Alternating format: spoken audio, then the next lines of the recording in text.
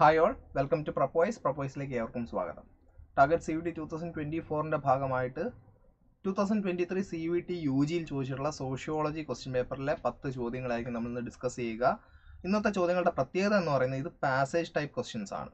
Passage എന്ന് പറയുമ്പോൾ പൊതുവേ നമുക്ക് കോംപ്രിഹെൻഷൻ പാർട്ട് അല്ലെങ്കിൽ ഇംഗ്ലീഷ് ലാംഗ്വേജ് കോംപ്രിഹെൻഷനിലൊക്കെ തന്നെ നമ്മൾ ജനറൽ ടെസ്റ്റിലെല്ലാം തന്നെ ഇംഗ്ലീഷ് പേപ്പറിൽ തന്നെ നമ്മൾ കാണുന്ന ഒരു പാർട്ടാണ്. അതുപോലെ എല്ലാ പേപ്പറിലും സോഷ്യോളജി ആയിക്കോട്ടെ, ഹിസ്റ്ററി ആയിക്കോട്ടെ, പൊളിറ്റിക്കൽ സയൻസ് ആയിക്കോട്ടെ, അനുബന്ധ എല്ലാ സോഷ്യൽ സയൻസ് സബ്ജക്ട്സിലും നിങ്ങൾക്ക് എന്തായാലും പാസേജ് ടൈപ്പ് ക്വസ്റ്റ്യൻസ് കാണാൻ സാധിക്കും.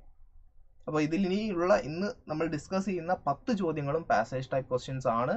ആൻഡ് ഒരു 3 ചോദ്യമൊക്കെ നിങ്ങൾക്ക് പാസേജിൽ നിന്ന് തന്നെ കിട്ടും, പക്ഷേ എല്ലാ ചോദ്യങ്ങളും പാസേജിൽ നിന്ന് കിട്ടില്ല. പാസേജ് ഏത് ചാപ്റ്ററിലെയാണ്, ആ ചാപ്റ്ററിൽ ബാക്കി റിലേറ്റഡ് ആയിട്ട് ഉള്ള കണ്ടന്റ് എന്താണ് എന്നൊക്കെ അനുസരിച്ചിരിക്കും നിങ്ങൾക്ക് എത്രത്തോളം ആൻസർ ചെയ്യാൻ പറ്റും എന്നുള്ളൊരു കാര്യം. സോ അത് ഡിസൈഡ് ചെയ്യുന്നത് നിങ്ങൾക്ക് ആ ടെക്സ്റ്റിലുള്ള അറിവാണ്. അതുകൊണ്ട് തന്നെ ടെക്സ്റ്റ് പരമാവധി കവർ ചെയ്യാൻ ശ്രമിക്കുക. ആൻഡ് നമുക്ക് ഒട്ടും സമയം കളയാൻ നമ്മുടെ കാര്യത്തിലേക്ക് കിടക്കാം. ചാനൽ ആദ്യമായി കാണുകയാണെങ്കിൽ സബ്സ്ക്രൈബ് ചെയ്യുക, ബെല്ലൈക്കൺ അമർത്തുക, സെഷൻ ഇഷ്ടപ്പെട്ടാൽ ലൈക്ക് ചെയ്യുക. ഫസ്റ്റ് ക്വസ്റ്റ്യൻ, പാസേജ് വായിച്ചിട്ട് നമുക്ക് ഓരോരോ ചോദ്യങ്ങളിലേക്ക് പോവാം. Read the passage and answer the following questions. Dominant caste is a term used to refer to those castes which had a large population and were granted land rights by the partial land reforms effected after independence. അതൊരു post independence scenario ആണ്, അല്ലെങ്കിൽ ഒരു post independent phenomenon ആണെന്ന് പറയുന്നത് dominant cast എന്നുള്ളത്. ആരാണ് term ചെയ്യുന്നത്? സാക്ഷാൽ MN Srinivas.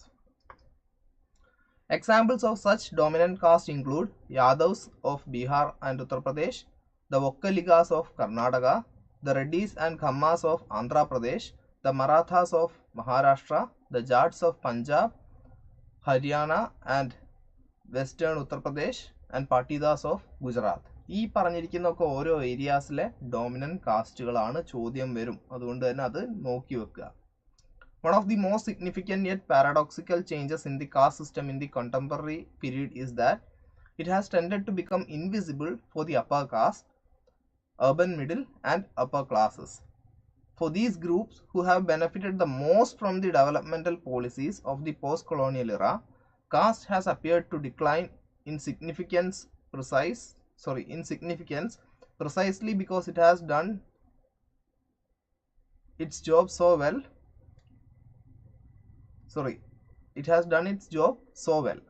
Their caste status had been crucial in ensuring that these groups had the അതും ഒരു ചോദ്യമാണ് ആക്ച്വലി. ആ ലാസ്റ്റ് ഡോട്ട് വരുന്ന വരെ ഭാഗം അതിൻ്റെ ഉത്തരം അതിന് ശേഷമുള്ളതാണ്. അതുകൊണ്ടാണ് ഞാൻ പറഞ്ഞത് ടെക്സ്റ്റ് നിങ്ങളുടെ മനസ്സിൽ കുറച്ചെങ്കിലും വേണം, എങ്കിലേ ഇത് മൊത്തത്തിൽ 5-ൽ 5 നിങ്ങൾക്ക് ആൻസർ ചെയ്യാൻ പറ്റുള്ളൂ.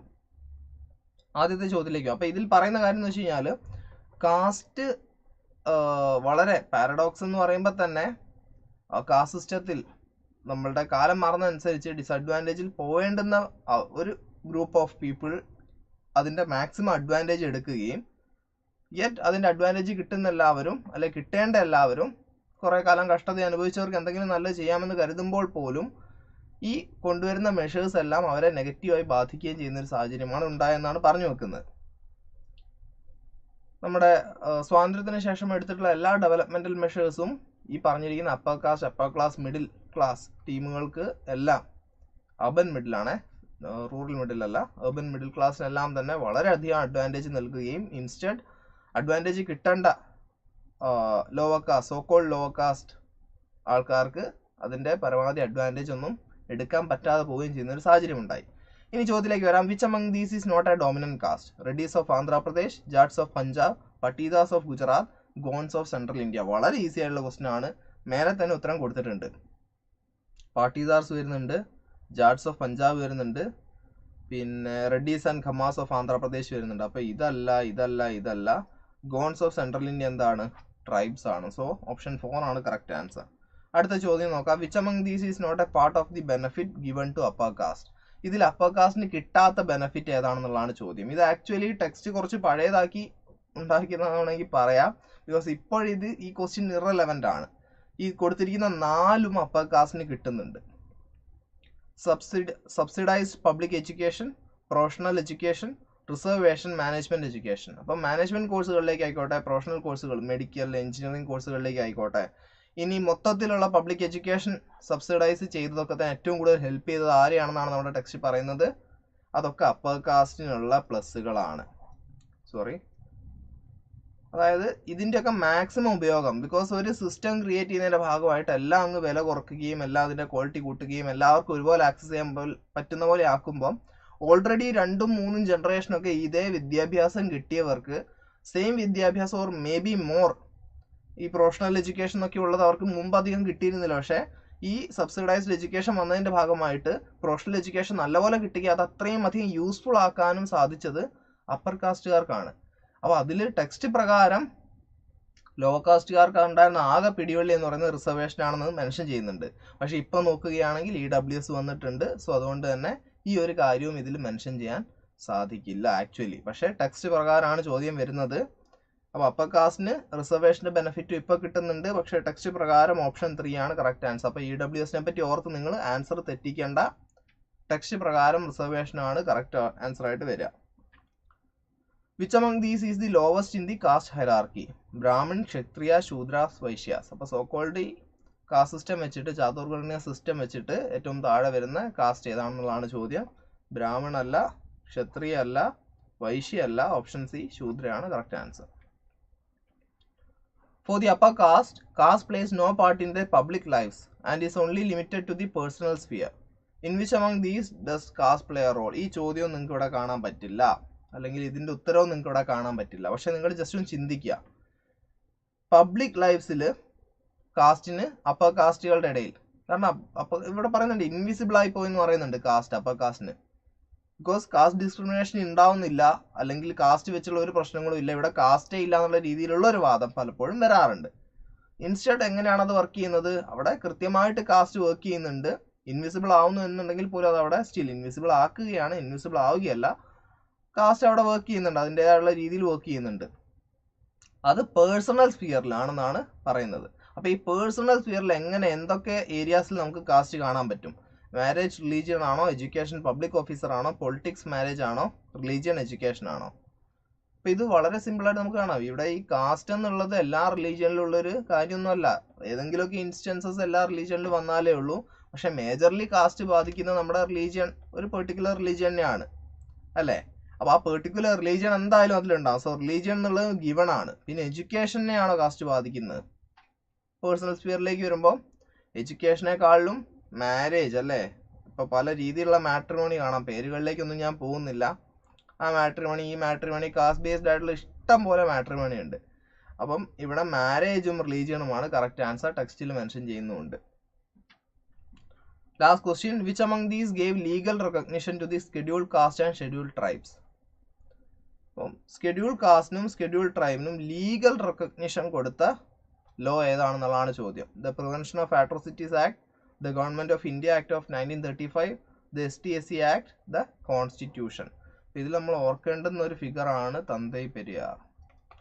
എല്ലാവരും ഈക്വൽ ആണ്, ആരും ആർക്കും മേലെയല്ല എന്ന കൃത്യമായ സന്ദേശം, എല്ലാവർക്കും ഒരേ സ്വാതന്ത്ര്യം എന്ന കൃത്യമായ സന്ദേശം എല്ലാവരിലേക്ക് എത്തിച്ച ഒരു റെവല്യൂഷണറി ആയിട്ട് തന്നെ അദ്ദേഹത്തെ പറയാം.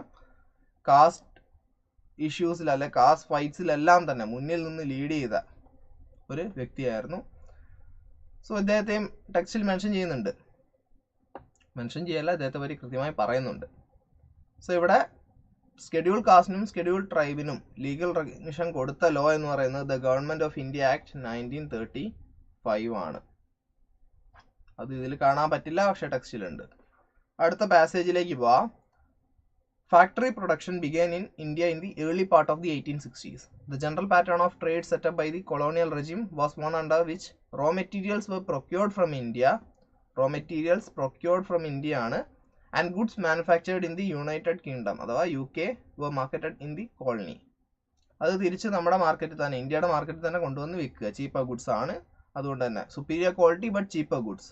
സ്വാഭാവികമായിട്ടും ഒരു സാധാരണക്കാരൻ്റെ വീക്ക്നെസ് എന്ന രീതിയിൽ തന്നെ നമ്മളെപ്പോഴും ചിലവ് കുറഞ്ഞ ഏറ്റവും മികച്ച കാര്യം എടുക്കാനാണ് നോക്കുക. അപ്പോൾ അവിടെ ദേശീയമാവണം, സ്വദേശിയാവണം എന്നൊക്കെ നമ്മൾ ആഗ്രഹിക്കുമ്പോൾ പോലും നാളെ നമ്മുടെ മുന്നിലേക്ക് ഫുഡ് എത്തണമെങ്കിൽ നമ്മൾ അത്രയും ചിലവ് ചുരുക്കി ജീവിക്കേണ്ടുന്ന ഒരു സാഹചര്യമായിരുന്നു. ആ ഒരു വീക്ക്നെസ് മനസ്സിലാക്കി തന്നെ നമ്മളെ ഏറ്റവും വലിയ മാർക്കറ്റാക്കി മാറ്റി എന്നുള്ളതാണ്. The factories were established in the port town of Calcutta, Bombay, and later in Madras. Tea plantation in Assam were established as early as 1839. Labor was cheap as the colonial government did not regulate either wages or working condition. Cheap labour ഞാൻ പറഞ്ഞില്ലേ, ഇത്രയും കുറഞ്ഞ പൈസ, അതായത് ചൂഷണത്തിന്റെ അങ്ങേയറ്റമായിരുന്നു. കൃത്യമായിട്ടുള്ള labour ലോസോ ഒന്നും തന്നെ ഒരു അധികാരങ്ങളും ഉണ്ടായിരുന്നില്ല. അപ്പോൾ പലപ്പോഴും രാഷ്ട്രീയത്തെ പറ്റി പറയുമ്പോഴും അല്ല ഇന്നത്തെ രാഷ്ട്രീയത്തെ പറ്റിയൊക്കെ പല രീതിയിലുള്ള വിമർശനങ്ങൾ ഉണ്ടാകുമ്പോഴും ഒരു സോഷ്യോളജിസ്റ്റ് എന്നുള്ള രീതിയിൽ നമ്മൾ നോക്കേണ്ടുന്ന ഒരു കാര്യം, ഈ ലോസ് ഒന്നും ഒരു ദിവസം പെട്ടെന്നുണ്ടായതല്ല. വ്യത്യസ്ത സമരങ്ങളുടെ ഭാഗമായിട്ട്, വ്യത്യസ്ത മുന്നേറ്റങ്ങളുടെ ഭാഗമായിട്ടെല്ലാം തന്നെ ഉരുത്തിരിഞ്ഞു വന്നിട്ടുള്ള നിയമങ്ങളാണ് ഇപ്പോഴുള്ള 8 മണിക്കൂർ റെസ്റ്റ്, 8 മണിക്കൂർ വർക്ക്, 8 മണിക്കൂർ റിക്രിയേഷൻ എന്നുള്ള കാര്യമൊക്കെ തന്നെ പല സമരങ്ങളുടെ ഒരു കാര്യമായിട്ട് വന്നിട്ടുള്ളതാണ്. അതുപോലെ യൂണിവേഴ്സൽ അഡൽട്ട് ഫ്രാഞ്ചൈസ്, എല്ലാവർക്കും ഒരുപോലെ വോട്ടവകാശം, സ്ത്രീകൾക്കും പുരുഷന്മാർക്കും ഒക്കെ തന്നെ. ഇന്ത്യയൊക്കെ അക്കാര്യത്തിൽ മോഡലാണ് ബാക്കി പല കൺട്രീസിനും. പുരുഷന്മാർ മാത്രം വോട്ട് ചെയ്തിരുന്ന ഇഷ്ടം പോലെ രാജ്യങ്ങൾ ഇപ്പോഴും, അതായത് അവർ മോഡേൺ ആണെന്നൊക്കെ പറഞ്ഞാൽ പോലും ഈ ഒരു കാര്യത്തിൽ ഇന്ത്യക്ക് ശേഷം സ്ത്രീകൾക്ക് വോട്ടിംഗ് റൈറ്റ്സ് കൊടുത്ത ഒരുപാട് സോക്കോൾഡ് ഡെവലപ്ഡ് കൺട്രീസ് ഉണ്ട്. അപ്പോൾ അതൊക്കെ ഒന്ന് നോക്കി വെക്കേണ്ടതുണ്ട്. ബിക്കോസ് സോഷ്യോളജി ആണ് പഠിക്കുന്നത്. അതുകൊണ്ട് തന്നെ ലേബർ ലോസ് ഒന്നും തന്നെ നിലവിൽ ഉണ്ടായിരുന്നതല്ല. അതൊക്കെ പിന്നീട് ഒരുപാട് സമരങ്ങളുടെ ശേഷം വന്നിട്ടുള്ള ഒന്നാണ്. Though trade unions were established later, workers did protest for increase in wages. For example, jute workers in Calcutta and textile workers in Ahmedabad. ഈ ശമ്പളം കൂട്ടുന്നതിനായിട്ട് സമരം ചെയ്യുന്ന 2 കൂട്ടരെയാണ് മെൻഷൻ ചെയ്തിരിക്കുന്നത്. The first trade union was established in April 1918 in Madras by B.P. Wadia. അദ്ദേഹം ഒരു social worker ആയിരുന്നു. അതുപോലെ തന്നെ തിയോസോഫിക്കൽ സൊസൈറ്റിയുടെ മെമ്പറും ആയിരുന്നു. During the same year, Mahatma Gandhi founded the Textile Labour Association, അഥവാ TLA. In 1920, the All India Trade Union Congress AITUC was formed in Bombay with people from diverse ideologies. The main ideological groups were the Communists led by S.A. Dange and M.N. Roy, the Moderates led by M. Joshi and V.V. Giri, and the Nationalists, which involved Lala Lajpat Rai and J.L. Nehru, Jawaharlal Nehru. The colonial government became cautious in dealing with labor and passed the 4th Factories Act in 1922. And in 1926, the Trade Union Act was passed, which provided for registration of trade unions and proposed some regulations. In 1966 to 67, the economy suffered a major recession, which led to a decrease in production and consequently employment. അതായത് 1966-67 ഒരു recession ഉണ്ടായി. ആ റിസഷന്റെ ഭാഗമായിട്ട് പ്രൊഡക്ഷനിൽ decrease ഉണ്ടായിരുന്നു. പ്രത്യക്ഷത്തിൽ and പരോക്ഷത്തിൽ എന്താണ് സംഭവിച്ചത്? പ്രൊഡക്ഷനിൽ decrease ഉണ്ടാകുമ്പോൾ തന്നെ പ്രൊഡ്യൂസ് ചെയ്യുന്ന ആരാണോ അവരെ കുറവേ നമുക്ക് ആവശ്യമുള്ളൂ. Hence unemployment. Okay, decrease in production, അതുപോലെ തന്നെ employment. The confrontation between the state and the trade unions became active. During emergency in 1975 to 77, the government curbed all trade union activities. The workers' movement was very much part of the wider struggle for civil liberties. ഇത്രയാണ് passage. ആദ്യ ചോദ്യം, the first trade union was established by, കൃത്യമായിട്ടുള്ള ഉത്തരമുണ്ട്, April 1918 in Madras by B.P. Wadia. Option 2 ആണ് correct answer. The moderate ideology in the All India Trade Union Congress, അഥവാ AITUC, was led by J.L. Nehru, Jawaharlal Nehru, V.V. Giri, S.A. Dange, Lala Lajpat Rai. അതിനും കൃത്യമായിട്ടുള്ള answer ഉണ്ട്. മോഡറേറ്റ്സിനെ lead ചെയ്ത ആരൊക്കെയാണ്? M. ജോഷിയും V.V. ഗിരിയും ചേർന്നാണ്. 2 ആണ് correct answer. The recession in the economy led to, ഇത് വളരെ കൺഫ്യൂസിങ് ആയിട്ടുള്ള ക്വസ്റ്റ്യൻ ആണ്. കാണുമ്പോൾ നിങ്ങൾക്ക് 2 കറക്റ്റ് ആൻസർ നമ്മൾ വളരെ സൂക്ഷിച്ച് ശ്രദ്ധിച്ചാലും ഫസ്റ്റ് ഗ്ലാൻസിൽ നിങ്ങൾക്ക് 2ഉം കറക്റ്റായിട്ട് തോന്നിയേക്കാം. പക്ഷേ 2ഉം ഓപ്പോസിറ്റ്സ് ആണ്. എന്തൊക്കെയാണ്? Increase in production. എക്കണോമിയിലെ റിസഷൻ കാരണം എന്ത് സംഭവിച്ചു എന്നാണ് ചോദിക്കുന്നത്. അപ്പോൾ റിസഷൻ്റെ സമയത്തൊക്കെ ഇൻക്രീസ് ഇൻ പ്രൊഡക്ഷൻ എന്ന് വെച്ച് കഴിഞ്ഞാൽ ചിന്തിക്കുമ്പോൾ നമുക്കറിയാം പോസിബിൾ അല്ല. ഇൻക്രീസ് ഇൻ പ്രൊഡക്ഷൻ അല്ല. ഇൻക്രീസ് ഇൻ എംപ്ലോയ്മെന്റ് എന്ന് പറയുന്നുണ്ട്, അല്ല. കാരണം ഇവിടെ കൃത്യമായിട്ട് പറയുന്ന കാര്യം എന്താണ്? Decrease in production and consequently employment എന്നാണ് പറയുന്നത്. ഇൻക്രീസ് ഇൻ എംപ്ലോയ്മെന്റ് ഇല്ല. ഡിക്രീസ് ഇൻ പ്രൊഡക്ഷൻ, ഇത് കറക്റ്റ് ആണ്. പക്ഷെ 4ാമത്തെ ഓപ്ഷൻ നോക്കുക, ഡിക്രീസ് ഇൻ അൺഎംപ്ലോയ്മെന്റ് അല്ലേ? അപ്പം ഡിക്രീസ് ഇൻ അൺഎംപ്ലോയ്മെന്റ് എന്ന് പറയുമ്പം ചിലപ്പോൾ നമ്മൾ അതിലങ്ങ് ആൻസർ ചെയ്ത് പോവും. പക്ഷെ ഡിക്രീസ് ഇൻ അൺഎംപ്ലോയ്മെന്റ് ഒബ്വിയസ്ലി തെറ്റാണ്. ഡിക്രീസ് ഇൻ എംപ്ലോയ്മെന്റ് ആണ് കറക്റ്റ്. ഡിക്രീസ് ഇൻ അൺഎംപ്ലോയ്മെന്റ് എന്ന് വെച്ച് കഴിഞ്ഞാൽ എംപ്ലോയ്മെന്റ് കൂടുന്നുണ്ട് എന്നുള്ളതാണ് അർത്ഥം. എംപ്ലോയ്മെന്റ് മേലോട്ട് പോകുന്നു എന്നുള്ളതാണ് അർത്ഥം. അപ്പോൾ അത് കൺഫ്യൂസ്ഡ് ആവാതിരിക്കുക. ഓപ്ഷൻ 3 ആണ് correct answer. Decrease in production ആണ് right answer. The act that provided for registration of trade unions and proposed regulations. അപ്പോൾ ട്രേഡ് യൂണിയൻസ് സ്ഥാപിക്കാനും അതിൻ്റെ റെഗുലേഷൻസ് സെറ്റ് ചെയ്തുകൊണ്ടുള്ള ലോ വന്നത് ഏത് ലോ ആണ്, ഏത് വർഷമാണ് വന്നതെന്നുള്ളത് 1926 ആണെന്നുള്ള അവിടെ കൊടുത്തിട്ടുണ്ട്. ഏതാണ് ലോയുടെ പേര്? In 1926 the trade unions act. Law അല്ല കേട്ടോ, സോറി, ആക്ട് ആണ്. The trade unions act. Option 4 ആണ് റൈറ്റ് ആൻസർ. അവസാന ചോദ്യത്തിലേക്ക് കടക്കാം. Which of the following is a correct statement? നല്ലൊരു ചോദ്യമാണ്. Goods were manufactured in India. Goods were manufactured in United Kingdom. Raw materials were manufactured in UK. Raw materials were procured from UK. Correct statement ഏതാണെന്ന ചോദ്യം. ഇന്ത്യയിൽ goods manufacture ചെയ്തിരുന്നോ? പാസേജിൽ കൃത്യമായി പറയുന്നുണ്ട് goods manufacture ചെയ്തിരുന്നത് UK-ലാണ്. So 2 correct ആണ്. ഇനി വേറെ കറക്റ്റ് ഓപ്ഷൻസ് ഉണ്ടോ നോക്കാം. Raw materials were manufactured in UK. ഇവിടെ കൃത്യമായി പറയുന്നുണ്ട് raw materials were procured from India. So അത് തെറ്റാണ്. ലാസ്റ്റ് ഓപ്ഷൻ നോക്കാം. Raw materials were procured from United Kingdom. ഇപ്പോൾ പറഞ്ഞത് തന്നെ എന്താണ്? Raw materials were procured from India എന്നുള്ളതാണ്. UK-ൽ റോ മെറ്റീരിയൽ ഒന്നും ഉണ്ടായിരുന്നില്ല. ഇവിടെ നിന്നുള്ള റോ മെറ്റീരിയൽ എല്ലാം അങ്ങ് കൊണ്ടുപോകുന്നു. അത് മാനുഫാക്ചർ ചെയ്യുന്ന ഗുഡ്സ് ആയിട്ട് തിരിച്ച് നമ്മുടെ നാട്ടിൽ കൊണ്ടുവന്ന് നമുക്ക് തന്നെ വിൽക്കുന്നൊരു സ്ഥിതിവിശേഷമായിരുന്നു അന്ന് നടന്നിരുന്നത്. ഓക്കെ, സോ ഇവിടെ കറക്റ്റ് ആൻസർ ഓപ്ഷൻ 2 ആണ്. അപ്പോൾ ഇത്രയുമാണ് ഇന്ന് നമുക്ക് ഡിസ്കസ് ചെയ്യാനുള്ളത്. പാസേജ് ക്വസ്റ്റ്യൻസ് കുറച്ചുകൂടെ ഫണ്ണാണെന്ന് തോന്നുന്നു. അറ്റ്ലീസ്റ്റ് നിങ്ങൾക്ക് ഒരു 3 ചോദ്യമെങ്കിലും പാസേജിൽ നിന്ന് കിട്ടും.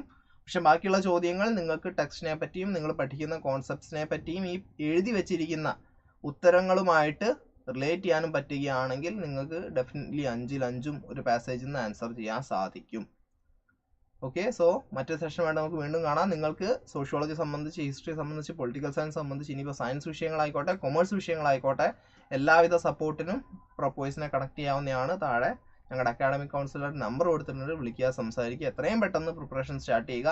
മെയ്യിലാണ് പരീക്ഷ. അതിനിടയിലൂടെ ബോർഡ് എക്സാംസ് ഒക്കെ തന്നെ വരുന്നുണ്ട്. അതുകൊണ്ട് തന്നെ പ്രിപ്പറേഷനിൽ യാതൊരു വിട്ടുവീഴ്ചയും വരുത്താതെ പ്രിപ്പയർ ചെയ്യാൻ ശ്രമിക്കുക. മറ്റൊരു സെഷനുമായിട്ട് വീണ്ടും കാണാം. സെഷൻ ഇഷ്ടപ്പെട്ടാൽ ലൈക്ക് ചെയ്യാൻ മറക്കാതിരിക്കുക. സബ്സ്ക്രൈബ് ചെയ്തിട്ടില്ലെങ്കിൽ സബ്സ്ക്രൈബ് ചെയ്യുക. Peace out.